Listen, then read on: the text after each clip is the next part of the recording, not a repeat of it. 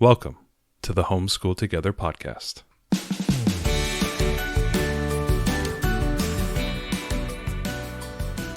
Where one working mom and a stay-at-home dad help you navigate the nuts and bolts of the growing and dynamic world of homeschooling.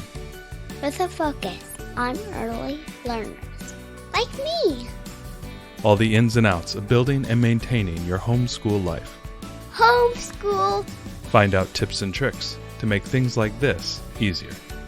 I'm reading. And ultimately, enjoy educating your kids. And what's that last thing? Have fun together. Did I do good, Daddy? Yeah, you did, sweetie. Good job. Hello and welcome back to Homeschool Together. Thank you so much for joining us. If you have a chance, head down into the show notes and check out the new website and all the new filtering capabilities of finding different curriculums. Please share it wide. We're going to continue to grow that over time, and make sure if you have a chance, head on over to YouTube and subscribe over there and see all the new content we're putting out. Hopefully on a weekly basis, as we are trying and our efforts there. So today we're going to talk a little bit of technology. We're going to go, hey, let's tech corner with Homeschool Together. Tech intro. Tech intro. Today we're going to be talking about Google and Google Drive and all the things that come with Google. And I'm sure a lot of us are already familiar with this. And I know Google is kind of a small Silicon Valley company. They're a real plucky group of people, and they're working hard out there. Plucky upstarts. And they've been around for a little while, and they offer a lot of great stuff that's free. And for a lot of us homeschoolers, that's a nice price tag. And right. And yeah. it might seem silly. And for some of us who have used Google Drive and Google products for a really long time, this can seem like, oh, this is kind of silly. But you'd be amazed at how many folks we meet who don't really take full advantage of the Google software tools that are available and don't take advantage of Google Drive. So this is for those folks, or, you've maybe dabbled in it a little bit, but you haven't really used it. We use it extensively. I know you've been using it for many years for your writing. Yep. We use it for everything for the podcast, from our storage to our notes to our analytics. We use it for everything. I use it for school. We use it for personal stuff for our kids. We use it to organize all of our homeschool stuff. It is a very powerful tool. So give us the overview pitch about Google Drive and the Google suite of software. So what I think is the best thing, especially when we are thinking about our homeschool and thinking about our children, and we're trying to introduce them to these tools that we know are going to be helpful to them as they get older and older and older, and they begin to do more things with homeschool and maybe something outside of school, or doing classes or out school, or whatever they have to end up doing, writing papers, doing spreadsheets, all the things. The first stop for me that I really enjoyed is kind of funny. It tells you how old I was, but I was a Gmail beta user. That was back when Google Gmail was only handing out, you had, if you got in, you got to spread it out to 5 invites to friends. And I remember I was working up at Kennedy Space Center, and this professor from, I think it was Oklahoma Baptist University, he was like, hey, do you need an email account? And I'm like, well, yeah. He goes, have you heard of Gmail? I'm like, no. And he's like, well, let me send you an invite and I'll get you on Gmail. And that's when I got on Gmail. It was Wow. The OG. I was one of the OGs. And so what's really cool about Gmail that I love is, first of all, it's free. Obviously, with Google and everything, their whole company, I think like over half of their revenue is devoted to ads. And so they're more of an advertising company than a tech company. But obviously there are some privacy concerns and whatnot that a lot of people have. I'm not going to be advocating everyone go out and get a Proton email and talk exclusively via Signal, or everything like that. I understand the security stuff, but for everyday use and everyday needs, it is really nice to have a Gmail account. They're obviously the largest Gmail email client in the world, readily available, readily respected, and all that type of stuff. So that's really nice. And one of the first things we did when we had kids, I think I was still in the hospital with our first, I was signing her up for her Gmail account. Yeah, both of our children already have their Gmail accounts, and like I said, they have had them since birth. Yeah. which sounds really silly. But one, we wanted to secure those so that somebody else didn't grab that with their names. And in fact, for our second daughter, we had to put her Middle name. we had to put our last name first and then her first name because we couldn't get it any other way. So we had to make that work. Yeah, almost like to secure those professional looking emails. So you're not just like Wildflower 742, you know? Right. Like, I had a couple of friends who had Gmail accounts like that. Hers was like, I'm to be cherished with like 2 and the letter B. And she had that for like a really long time. Did she apply to college? And I was like, I colleges think or you have to jobs change with this that? at some point. Need something a little bit more professional. So it's nice to set our kids up for success. It's funny, now that our daughter is 8, she's 8.5. There's starting to be some things where it's like, we're signing up for stuff. Wow, we actually are starting to use her Gmail account, Or to get logins to like her school accounts, or log into some online website or something that is for her. And like, of course, let's use your Gmail account. Let's have you start to use that. Right. And so when your protocol. kids are under 13, you have ownership. Like we have ownership of their accounts, and we can monitor that. It asks if they're children and all that stuff, so that we can protect their accounts. And we don't even really get spam on those accounts. It's nice to have them there and ready for the kids. For a long time, we actually when they were babies, we would send emails and pictures and stuff to their account of stuff that they were doing or things that were cool. I don't do that as much. I kind of stopped after the second one came. Yeah, the second one never gets as much attention as the first. She doesn't. But I think that that's a great first step, is to have that account. And the reason that it's great is because once you have that, then all the other software pieces we're going to talk about it with Google Drive, everything is all linked together under that account. It just kind of comes for free.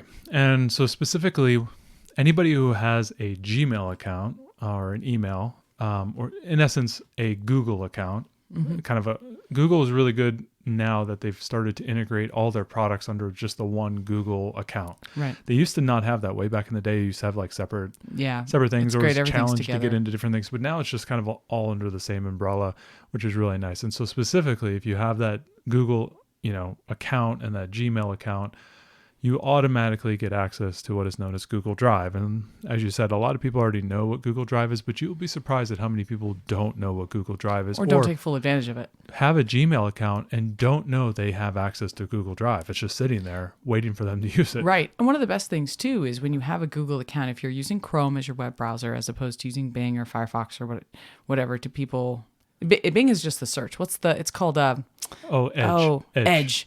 Edge, or Firefox. Firefox is, I think, still around. Firefox is still a thing. Opera. There's a few Internet others, Explorer has been replaced by Edge now, right? Yeah. So, but if it's on Chrome, then all of your bookmarks and things are saved under that Chrome login, which is great too. Essentially, Chrome follows the Gmail or the Google account, and it saves all your passwords, and it saves all your settings and everything, and your it's bookmarks, and it's all across all the devices. So if you have like an iPhone or an Android phone, or if you have a tablet, and you log into those accounts, whether it's iPhone or Android, or iOS or Android, it'll sync together with all of those things. So it's such a powerful ecosystem to be within. Right. And it keeps your kids' stuff separate from your things, and it helps with parental controls. And I think we'll do an episode at some point all about parental controls. It hasn't been something we're delving into personally yet, but we know a bit about it, and we can probably kind of talk through that at some point. So let's talk about what Google Drive specifically is. So basically, this is a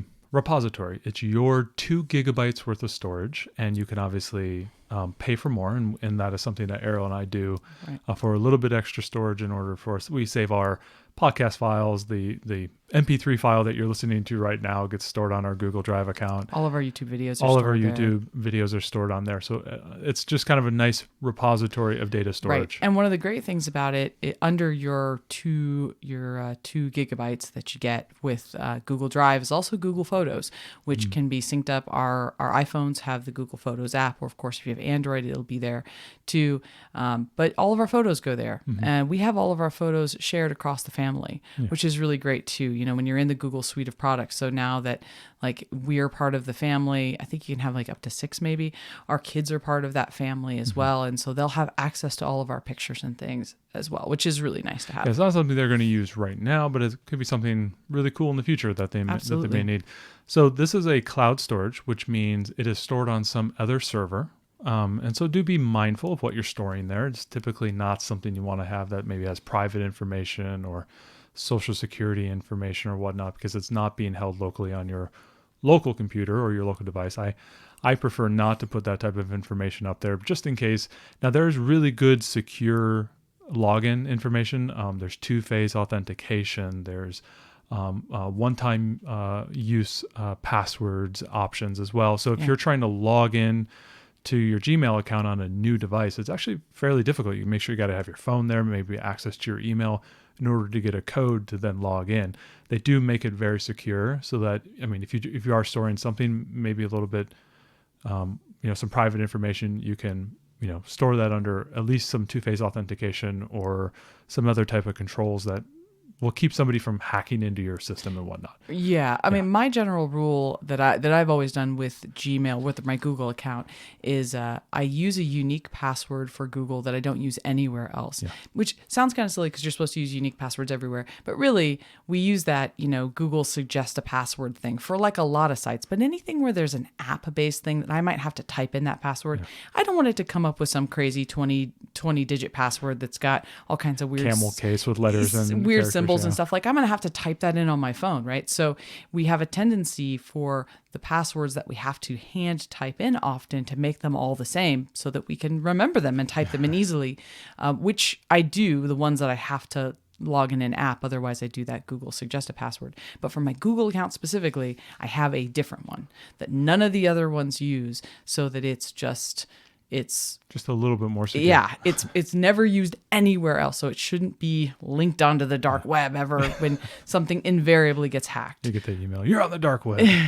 yeah, exactly. So basically, Google Drive is this area on a server, one of Google's many, many, many server farms that are smattered around the world. You get a little bit of storage on that server, up to 2 gigs, obviously, and then you can pay for a little bit more. On that server, on this Google Drive, you can store anything.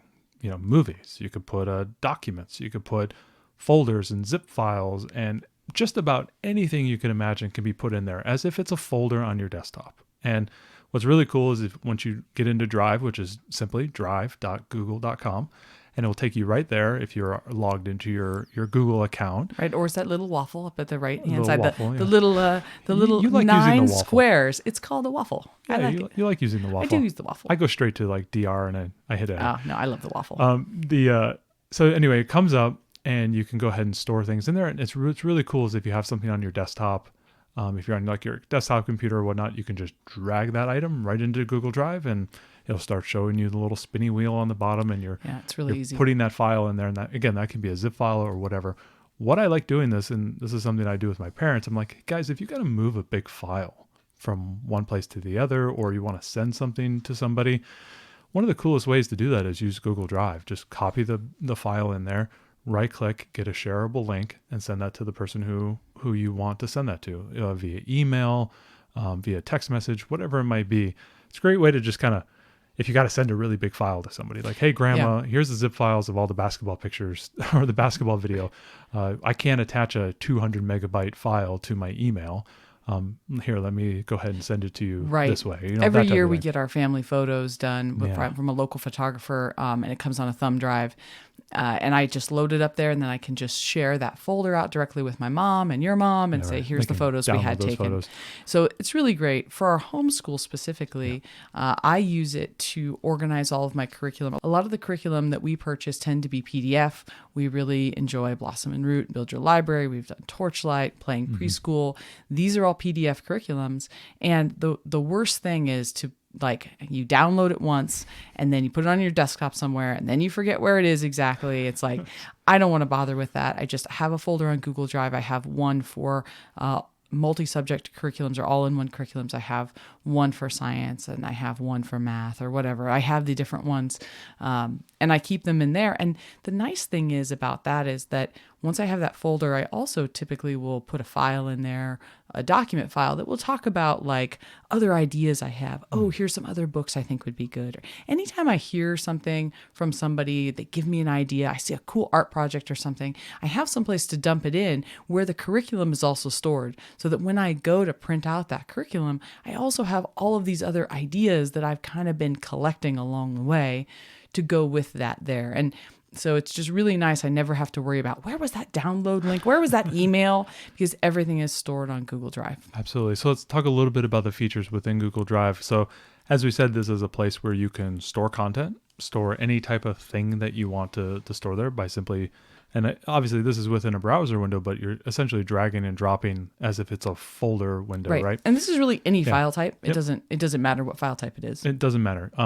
And then what you can do within Google Drive is, as you said, create folders. You can actually create a new folder. You can call it your homeschool folder. You can call it your writing folder. You can call it your recipe folder. Whatever you want to call it, you can add as many folders as you want, and then you can nest folders in. So you can create a homeschool folder, and then you create a separate folder within that, and first grade, second grade, third grade, whatever you need, however organizational structure you would like to implement, you can easily do that.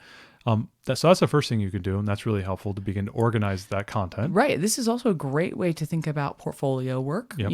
Whatever work your student has done. If you want to take a picture with your phone of the artwork that they did, it automatically gets uploaded to Google Photos, and you can just drop it in Google Drive easily and say like, oh, this is all the work that my son did in first grade or whatever. So moving beyond that, let's talk about let's talk about the tools and where they come from. Where you can use them. So before we get into some of the nitty gritty of the additional products you can use, I think it's also important to note that since this is a web-based tool, this can be accessed anywhere at any time from any computer. Or phone. Or phone. That's the key one. You can do it on a mobile device. You can do it on a tablet. You can do it on a PC or a laptop. Wherever you can get access to the internet, you have access to your Google Drive. Now, here's a cool thing about it. Any item that is in your Google Drive, you have the ability to save an offline edition of it, which means if it's on your phone or your tablet or your PC, you can go ahead and right click on that item that is in your Google Drive and say, make this available offline. And what does that mean? It means if on that local device, if for some reason you do not have access to the internet, there's a local copy there for you. And why is that really helpful? Well, for example, I like to write. I do a lot of my writing on Google Drive. Pretty much all my writing when I'm drafting books and stories and whatnot. I have an active project that I'm working on my iPad. I will be writing and it will be syncing that, the new updates in real time. I'm just typing. It's constantly saving. But I always have that file saved as offline mode. So the latest version of it is on my iPad. So if I'm anywhere, I open Google Drive, I click on my latest document, and boom, there it is. And I can continue to work on it even though I don't have internet. So they have this kind of offline mode. So if you are working on something, just nice best practice to always save that as an offline mode so that it's always available without regard to the internet. Right. This is a great one for your curriculum specifically that you're in the middle of. You would hate to not be able to pull that up, especially if you're a user who likes to use it directly from Google Drive. I mean, that's the nice thing. You can put a PDF on there and you can just click on it. It will open the preview right away of the PDF. So you can actually use it directly from Google Drive. You don't need to download it and then open it. Yep. Super powerful. So what else do you get with Google Drive? Google Drive will also give you access to a number of products. The first one, probably the most important, I think, is the Google Docs, which is essentially Microsoft Word or I think Pages on a Mac. Yeah. And so it's essentially a word processing document, and it's a very, very powerful tool. It is scaled down. If you're like a Word power user, you will find that there are some things that are not there. Also, I've noticed because I write books, it does not like things that are long documents, like when my books get to like 80 pages long, and it's not like formatted for the final version. So it's more like a 250 page book would be like 80 pages on the Google Docs. It starts to bog down just a tad. So super long documents, it doesn't really like as much. But if with respect to like writing a paper or writing a short story for a class or your co-op, doing a small little presentation or something, if you're trying to print off some document for whatever you're doing, absolutely amazing You can put images, you can mark up text, you can indent, you can do italics, you can get different fonts. You can do pretty much everything you'd want to do that is on Microsoft Word or Pages is available there for Google Docs. And this is a free product. So as long as you have access to a Gmail account, which gives you access to Google, which gives you access to Google Drive, gives you access to Google Docs. And you can get to Docs very simply just by typing docs.google.com, or when you're in Google Drive, there's a nice little plus button, whether you're on mobile or you're on a PC on like a Chrome browser or something like that. You just go ahead and click the plus button and say, would you like to create a Word document? Absolutely. Or a Docs document, and go ahead, click it. Yep. It opens it up as a new tab in a browser. In your mobile device, you'll have to have Google Docs installed along with Google Drive. As another app. And it will then go ahead and open that right in Google Docs. So you can start typing, and it's amazing. Now, note, if you put a Word document on from Microsoft Word onto Google Drive, the first time you try to open it, it's going to need to convert this to Google Doc. This is a docx file. Yeah. I need to convert this to a doc file. Right. So it's going to do that conversion. And if you're having any kind of formatting issues with something that's getting converted, then you might just do a print to PDF on your computer before you put it onto Google Drive if it's not something that you want to edit, that you just want to read it. Just note that it will convert, and the same thing will happen with spreadsheets. So, and because the conversion isn't perfect always, it's really a formatting thing, not a content issue, but just know that. Yep, absolutely. As you kind of alluded, there's another one for an Excel alternative. It's called Google Sheets, and essentially this is just Microsoft Excel in Google Sheets. Right. Again, not for power users. Does not have all of the power of real Excel if you're like Excel power user. And so there's a couple things that aren't there. But for, 99% of what we need to do, Google Sheets is great. There's still charting and things in there. Yeah. It should be more than robust enough for your kids to use for doing assignments and doing math stuff and wanting to chart and look at statistics. I think one of the important things about these two pieces of software is that as our kids get older, and I'm imagining as they go, high school, college, like I think that the Google products are going to start really becoming the standard. I'm already seeing a little bit of that changeover in my MBA program, where about half of the professors are actually referencing working in Google Docs and Sheets rather than working on like a OneDrive with Excel and Word. So I'm kind of already seeing that just because there is that pay barrier with Microsoft products. So I think having a really great working knowledge of these pieces of software is going to really benefit our kids. Additionally, a lot of corporations are Google clients where internally their communications are handled through Gmail and and they use the Google Drive storage and also the Google Docs and Sheets as kind of like a suite of products that Google offers at like an enterprise level to corporations. Right. So it's not out of the realm of possibility that if they get into a certain company, a certain corporation or whatever, that they will actually just be exposed to Google products within that company as well. That's absolutely true. And I know our local school district does everything with Google email addresses with our parent partnership. So they definitely all have that. Yeah, they will. Absolutely. So we have Google Docs, we have Google Sheets, and the next one, obviously, well, what about presentations? Well, they have Google Slides. And this is something I use a lot. I give a lot of talks at my writers group, and I use Google Slides extensively to do all these talks. I've given like 60 or 70 talks on various issues and topics and whatnot. And I use Google Slides predominantly. I have a talk tomorrow that I'm going to be giving where I have a deck of slides made up. And this is really, really cool to just, if you got to create a presentation or you got to do some type of, a slide, show or give a talk or something of that nature. This is just, again, another free tool that mimics the PowerPoint that Microsoft has for users. Why I like this is, which is really helpful, especially for presentations, is a lot of times people will go and give a presentation and they've got to have a local copy of that PowerPoint presentation on their computer or on a thumb drive. For me, if I have my phone, I can give my presentation. If I have my iPad, I can give my presentation. Yeah. If the person has a loaner laptop, I can log into my Gmail account or my Drive account and give a talk. Yeah. Like, for example, 2 weeks ago, I went to give a talk up the road for about an hour and a half drive north to a group of writers about just a simple topic or whatnot. And I was invited to give a talk, and I came up there with my iPad ready to just kind of hook into the system and project the presentation. Well, they're like, oh, we don't let people do that. You have to use one of the library's laptops. And so they bring out this dinosaur laptop, put it down, and I had to, I had to open up Edge or whatever, or no, they had Chrome. I think they had Chrome.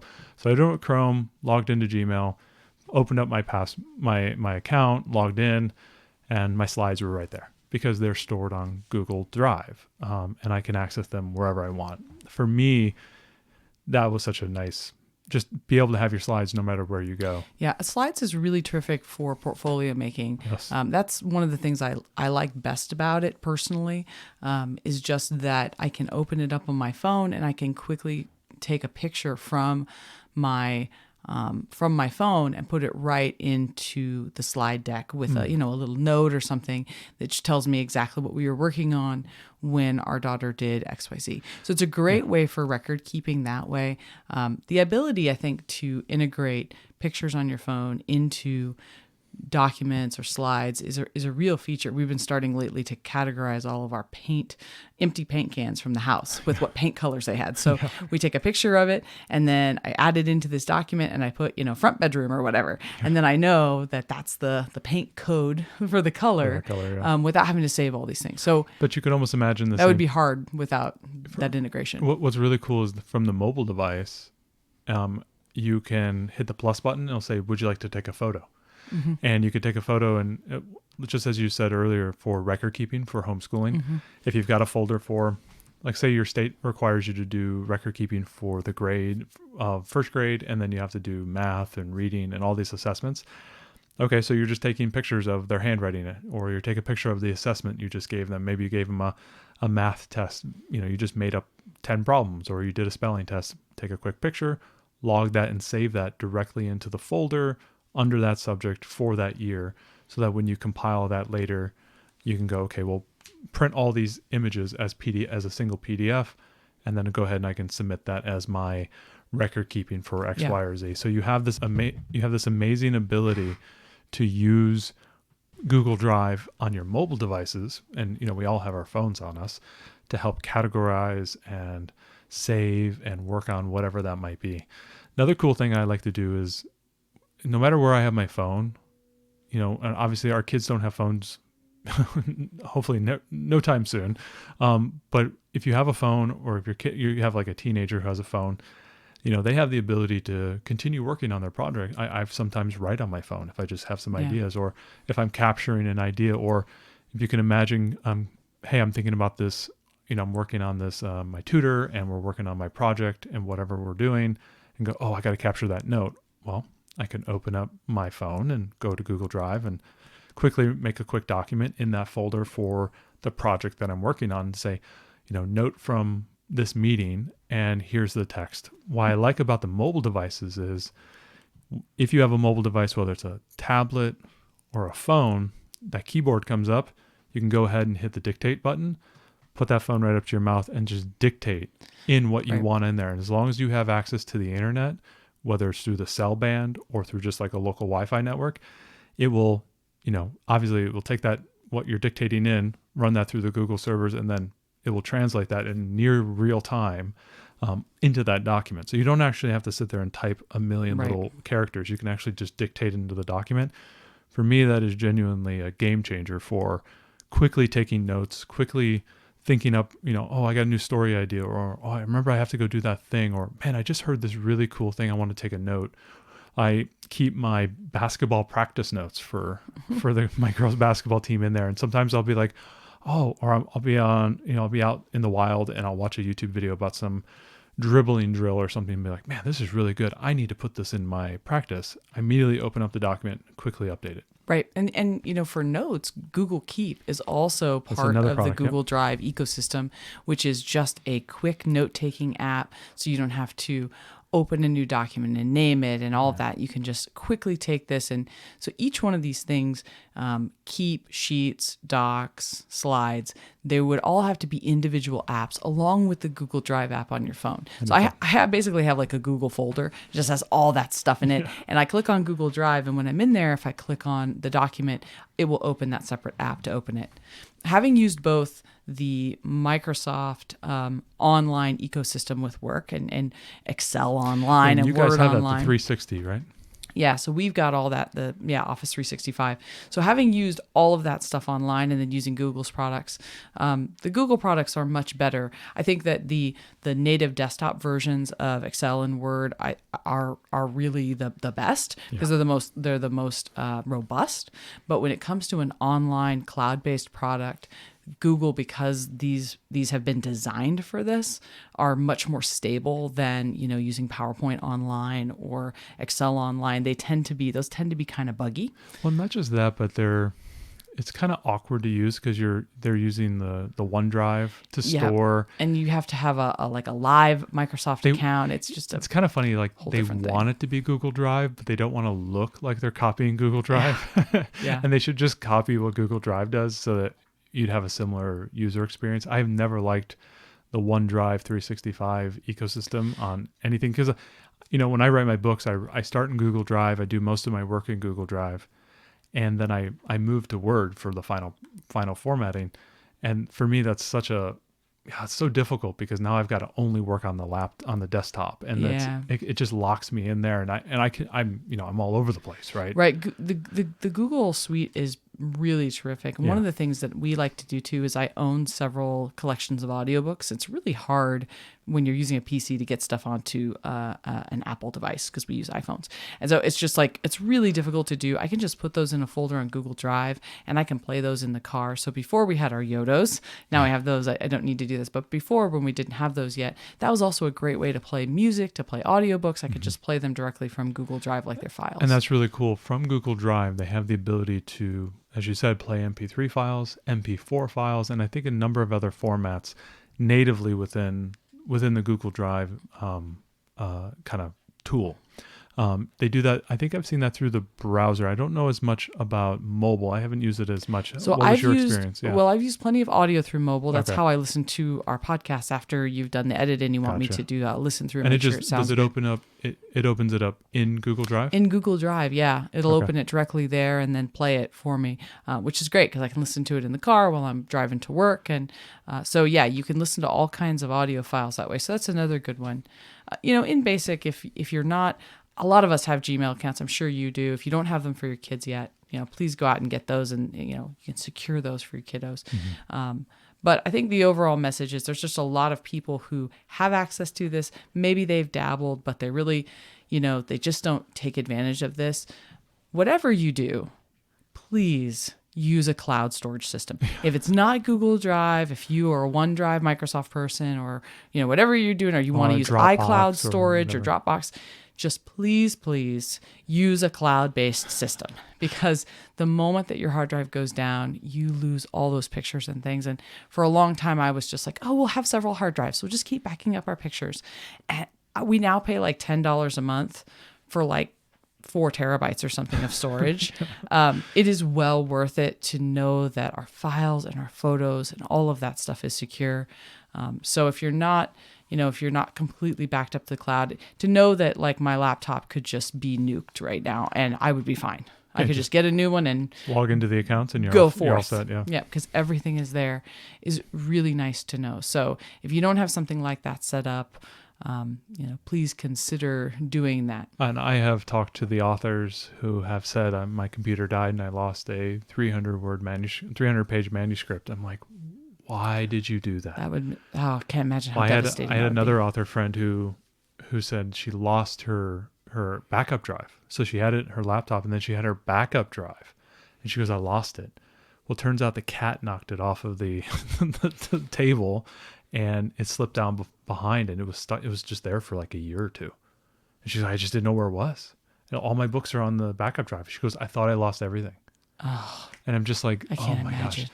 Like, you just have to use the cloud storage if it's important to you, it should just be in the cloud storage. like for example, I version, like when I'm doing edits of books, I'm doing versions. So if I'm working on a book or something and I work on it for about a month or so and I'm, doing the final edits, every week or so I will like, this is version 1.1 and then I'll make a 1.2 and then I'll put the 1.1 onto my kind of repository where I save my books, just to keep it always safe and sound and all that type of stuff. Although Google Drive does let you go and pull sync, previous versions of those same files, so you can do that as well. But this is like I was if you saying, made changes. Or if I'm whatever. working on my desktop, I put it on to Google Drive just to be safe, because Right. it's just, you never know. Another cool thing that Google Drive has is that you have the ability on like a computer, like a PC or whatnot, that you can sync your Google Drive to your desktop, and then you can just go ahead and save documents and work directly into a folder on desktop, and that automatically syncs up to Google Right. Drive. It works just like OneDrive. Yeah. If you're used to that, that's what we use at work. We use Microsoft products, and so we have the same thing. So any files, you don't have to think about it. You just know that it's automatically going. If to I'm Google working Drive. in this directory, it's auto saving to Google Drive as long as I have a Wi-Fi connection. Exactly. Super powerful. Now there's a couple other little features that are kind of fun. There's like a drawing tool. I know there's forms. And Right. there's so a few others that, forms is kind of fun if Yeah. you want to do some sort of a little survey or something. We especially if you like, get those occasionally. if you run like a small group, like you do the Girl Scouts and you want to send something out to the parents and they want to just kind of get the information like, hey, where would you guys like to go of these 5 places? And you quickly make a form and you email that to people, and then it gathers that data for you. And it's kind of a cool little feature, little tool that you can use. It's great. I think it's great too to use these products because it can help our kids. If you've got a child who's ending elementary school, kind of getting towards that middle school time frame, to teach them how to collaborate with Yeah. Google Drive. That's a huge part of adulting, I think, at this point, right? The Girl Scout Troop's a great example. We are all sharing files on Google Drive. That's the next. Let's talk about sharing. We have a shared calendar, which we didn't really talk about Google Calendar. We spent a long time using paper calendars because I love paper. But it was so difficult as we had our second child, and that child started having Events and activities and yeah. now there's swim classes and different things, and she's got some preschool and things. We couldn't do it anymore. So we had to get onto Google Calendar. And what's great is because it's shared, and I actually am able to share it with your parents, and I'm able to share it with my parents. And so everybody knows like when the kids' dance recital is and when this other stuff's going on. Was your parents just like commented on that, like, this calendar is filling up very fast this Right. summer. And I have different colors. I have different, so you have a calendar, but you can have multiple calendars within it. So like I have one calendar for your parents because they travel a lot. And so they go on these big trips, and I need to know when they're going to be gone because that's time when we don't have any babysitting assistants, and don't get to visit with them, obviously. And maybe we'll have to take them to the airport and things. So like I have a calendar just for them. No, it's really when we're going to have their dog. Right. That I can turn on and off so that I don't need to see it clutter our calendar, but I can access that if I need to. Yeah. I have another calendar for my MBA class, so I could just turn that off and on. You don't need to see that information, but I need to see it. And in the calendar, you can also track tasks, which is great. So I can take tasks and put them into an unspecified date, or I can put them onto specific dates that will then remind me that task is coming up. So it's like, hey, that's camp registration day is coming up. Oh, that's the day we need to make a submission for the fair. If we want to submit some of our kids' artwork for the county fair, that kind of stuff. It's like, I can just put those in as tasks. So that's another great way. And I think a great way to help our kids start to understand how to manage their own assignments and things and what's due, to use those tasks. I use it for my MBA, and I love the tasks. I mean, just to piggyback on the idea of sharing and understanding that all of these documents that you're creating, whether it's docs or sheets or slides or, on the Google Keep or whatever is the calendar, as you were just saying, every single item is shareable across other Gmail accounts. And how is this important? Well, if your, child is working at a co-op and you have to collaborate with a couple of other students, and you guys aren't all at the same time, maybe you guys hop on a Zoom call real quick and you guys are working, or a Google Meet call, and you can go ahead and have a conversation and work on a document together. And this is really cool. Ariel and I sometimes do this. We are working on show notes for a podcast that we're putting out. she's up here editing on the top of the document and I'm down here editing on the bottom of the document, we can see each other's cursors because they're named in the document. And I can see her typing text down and below and I'm typing text above.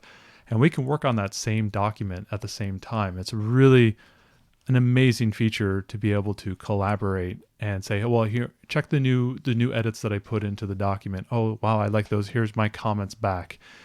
Being able to share documents, collaborate in real time. Obviously, it sounds like, well, how would kids collaborate in real time and everything? But you can absolutely imagine, a scenario where a couple kids have to work together on a class or on a project or putting ideas together or writing short stories together, whatever they might want to do, they can go ahead and do that together and work together. And another cool way to do pen pals or leave notes for a friend who maybe lives on the other side of the world, or write poetry together. It's just kind of really just an imaginative environment for you to be able to share and collaborate and work together on whatever that might be. So that's something that I really cool feature. And you can have a whole folder that's your shared folder. So Ariel and I have shared folders for the homeschool, our homeschool together. And I'm able to, when I finish a document or an MP3 file, I go put that into our shared folder.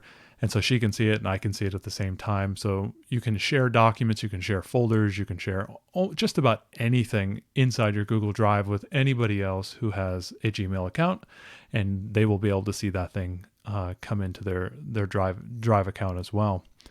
So from my standpoint, having that Gmail account, starting to use Google Drive and all the associated tools that come with Google Drive, I think is kind of that, just like a powerful free suite of tools that we all know that our children should probably start to learn, whether it's, composition through word processing and Google Docs, doing calculations and data, gathering and graphing in sheets, or even just doing simple presentations to, a group of kids or a co-op or a presentation, or whatever, science fair, whatever that might be.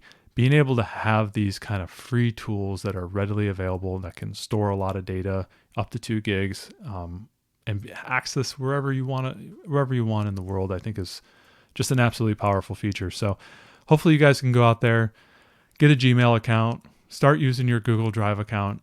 For me, it's one of my favorite things. It's kind of a cornerstone of where I work. I almost every day I'm playing around in Google Drive and doing something. So hopefully you guys can go out there, get that set up for your kids and get them working. Thanks so much for joining us today and making us a part of your homeschool journey. Please engage with us on social media. Join our Homeschool Together podcast group on Facebook and find us at Homeschool Together Podcast on Instagram. We'd love to hear your feedback, questions, and recommendations. Until next time. Happy homeschooling!